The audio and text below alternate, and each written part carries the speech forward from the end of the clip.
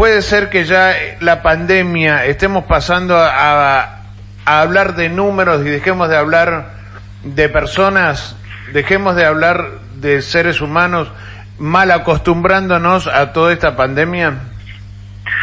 Mira, Raúl, en principio, en parte sí, por las cantidades que se están manejando ahora de casos positivos, de casos recuperados. Vos imaginate que en un principio, cuando esto recién comenzó allá por el mes de marzo, abril, conocíamos nombre y apellido de todos y cada uno de las personas que estaban contagiadas. Teníamos menos de 15 pacientes. Era algo nuevo, era algo novedoso. Estábamos encima de las listas todo el tiempo, como lo estamos ahora, pero la cuestión es que los números, bien se sabe porque son públicos. La cantidad de contagios en el municipio ya han superado los 1.200 casos. Tenemos más de 800 recuperados, con una cantidad de hisopados mayor a 3.500 en total. O sea, son números que es imposible tenerlo todo en la cabeza, y en parte es lógico, digamos, que suceda así, porque cada etapa de la pandemia, digamos, tiene sus características y demanda una focalización de la energía específica en distintas tareas.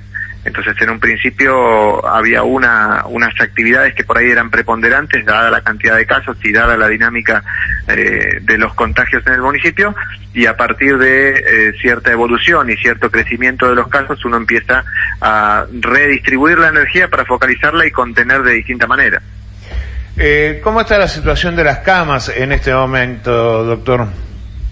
No, de camas bien, por suerte podemos, bueno, uno dice por suerte, en realidad es una estrategia la de hacer crecer las capacidades del sistema sanitario, es una estrategia no exclusivamente de acá, digamos, es una estrategia nacional y provincial, a partir del cual se han incrementado la cantidad de camas de internación y de duplicado prácticamente las camas críticas, las camas que tienen respirador artificial, y eso es una estrategia activa, basada justamente en el tiempo que nos proporcionó la lentitud de los contagios, nos proporcionó la cuarentena.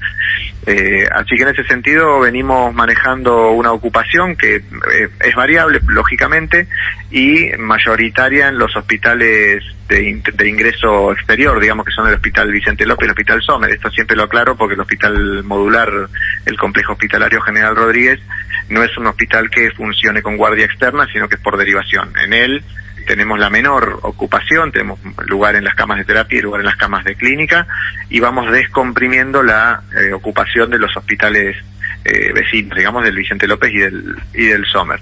Así que bien, hay lugar, y en cuanto se satura un poco alguno de los hospitales, activamente estamos haciendo los traslados para llevarlos al modular, todo lo que sea COVID. Recordemos también eso, que el complejo hospitalario funciona solamente con pacientes COVID positivos, y de esa manera vamos redistribuyendo la ocupación para mejorar las capacidades de atención y la calidad de atención. La llegada de las 5 camas ayer al Hospital Vicente López para la terapia intensiva, ¿ya estaban pedidas o, bueno, previendo de que podía llegar a saturarse el sistema aquí en General Rodríguez, fueron pedidas?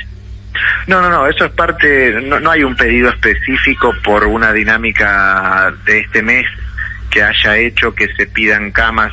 En realidad es parte digamos, de la dinámica que se viene manejando desde el principio, que es lo que les decía recién, o sea, es ampliar toda la capacidad sanitaria de toda la región. Bien.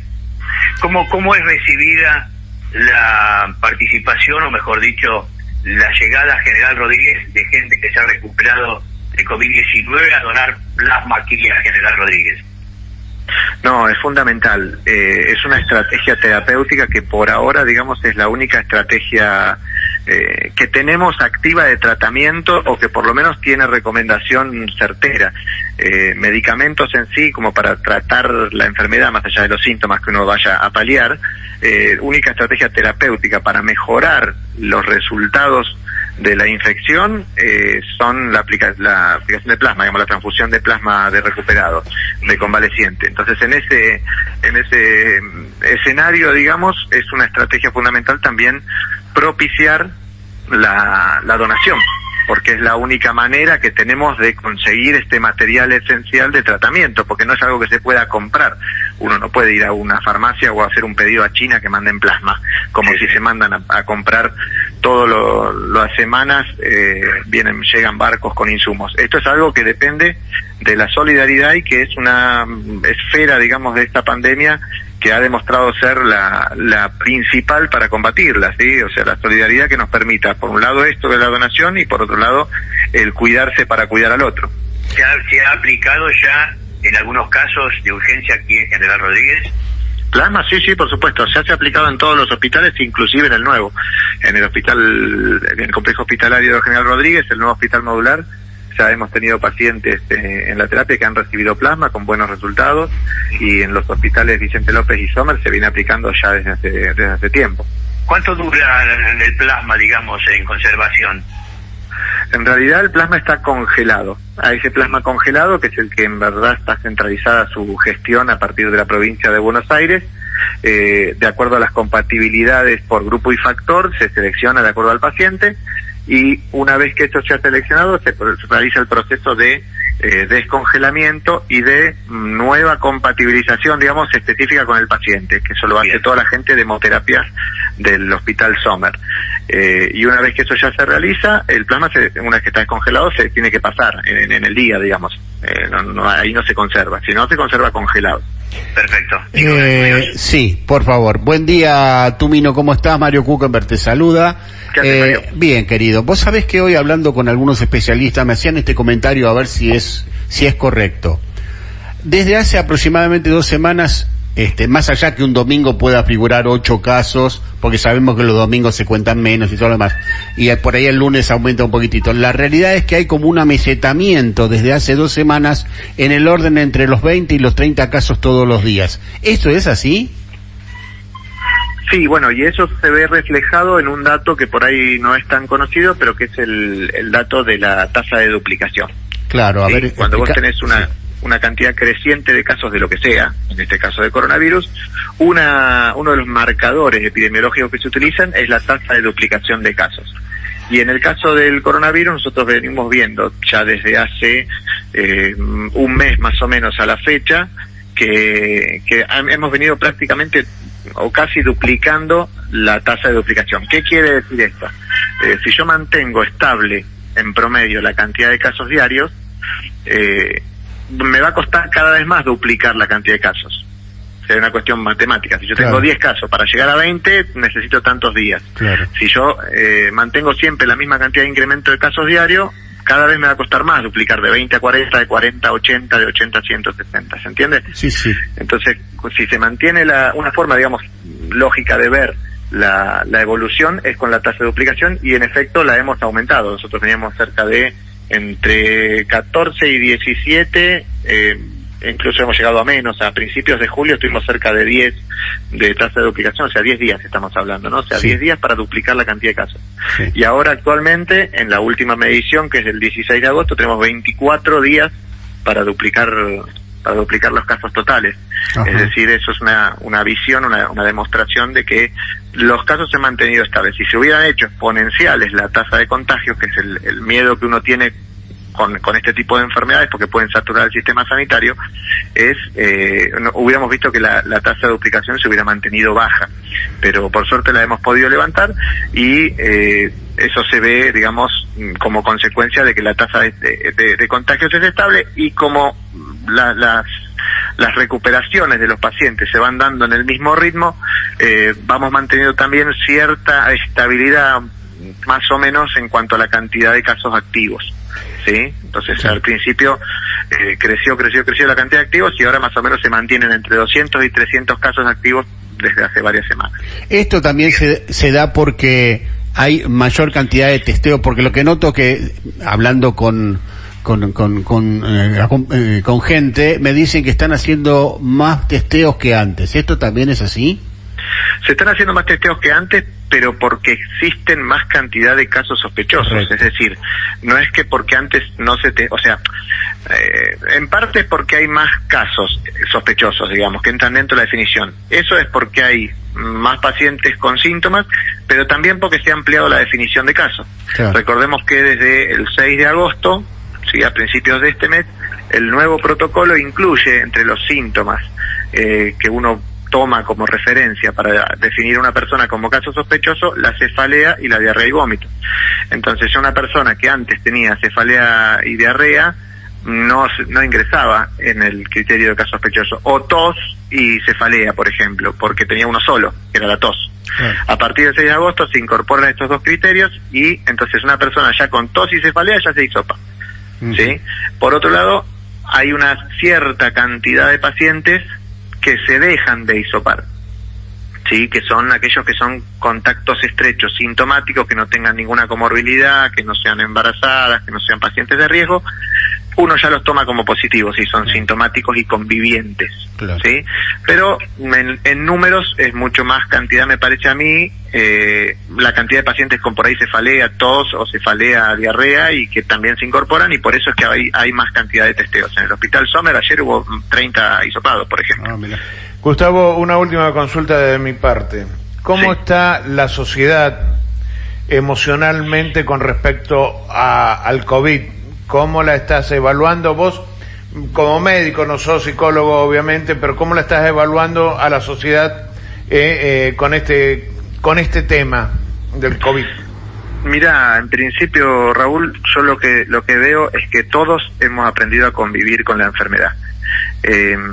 Nosotros, y es parte también de la dinámica que hablábamos antes, como a lo largo de estos 4 o 5 meses se han dado etapas diferentes donde uno ha focalizado la energía distinto, pero también la gente ha cambiado la forma en que se encuentra con la enfermedad y en que encara la enfermedad.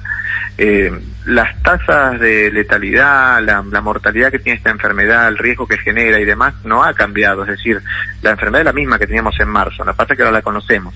Antes era una persona sospechosa de la enfermedad, podía hasta ser estigmatizada en las redes, como lo hemos sufrido con algunos vecinos, y hoy en día prácticamente nadie en Rodríguez puede decir no conozco a alguien que haya tenido o que tenga en este momento COVID.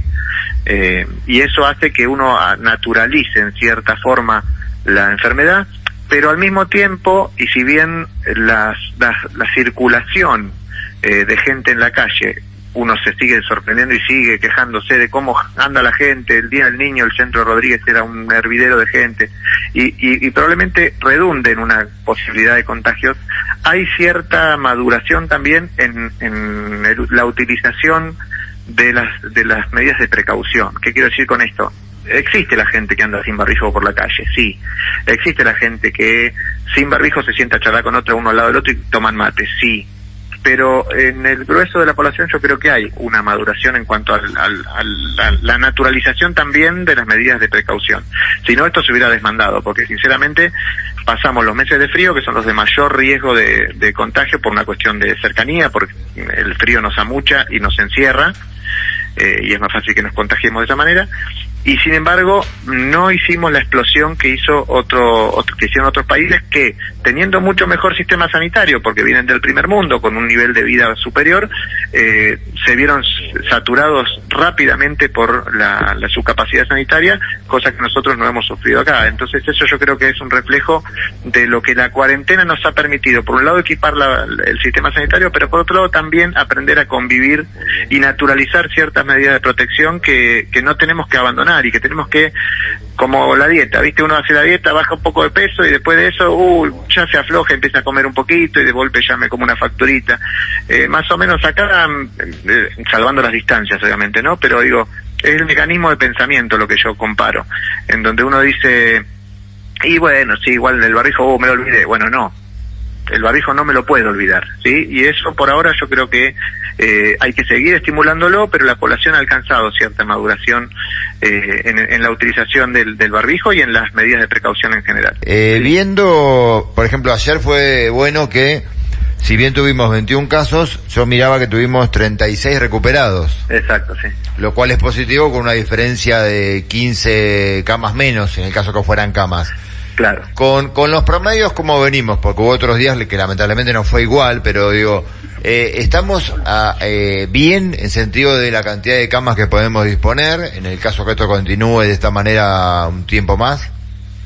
Sí, y es un reflejo también. Nosotros recordá que estamos en el borde del AMBA, así que dentro de los números promedio del AMBA, que son los números que uno siempre pone el foco porque es el lugar donde más riesgo hay de saturación del sistema sanitario, porque es donde más densidad poblacional hay y donde más álgida está la situación. Nosotros estamos en el borde, por lo tanto nuestras características poblacionales tienen algunas características, digamos, también de borderline, digamos, o sea, que no son de lo más peligroso dentro del AMBA en cuanto a riesgos de contagio y a de cantidad de contagios. Y en ese sentido tenemos encima la enorme suerte de tener 2 hospitales grandes en el municipio y ahora sumado un tercero con una enorme capacidad de atención de COVID. Entonces, en ese sentido, uno no dice ya estamos salvados, pero sí tenemos una buena capacidad para afrontar lo que pueda llegar a venir. Esperamos que el calor ayude, pero sabemos que no es terminó el invierno, terminó la infección, porque lo estamos viendo en otros países de otras latitudes, en donde en pleno verano están teniendo una enorme cantidad de contagios. Esto va más allá de eso, y yo creo que la única solución fehaciente va a ser la solución que termine con esto, va a ser la vacuna, claro. Sobre todo para nuestros abuelos, nuestros pacientes de riesgo, digamos, que son los que más peligro corren. Y va a ser la única forma de controlar esto, va a ser con la vacuna, o sea, la inmunización activa, no hay forma de hacerlo por medio de el contagio pasivo de la población. Entonces, mientras tanto hay que seguir cuidándose, pero el sistema sanitario por ahora, digamos, si yo te tengo que decir hoy, 25 de agosto, está sólido porque tiene una gran capacidad para lo que pueda venir. Bien, el hospital está con un montón de camas vacías todavía, ¿no? Sí, totalmente. Hay muchas camas de clínica y tenemos 6 camas de terapia todavía, 7 camas de terapia todavía libres.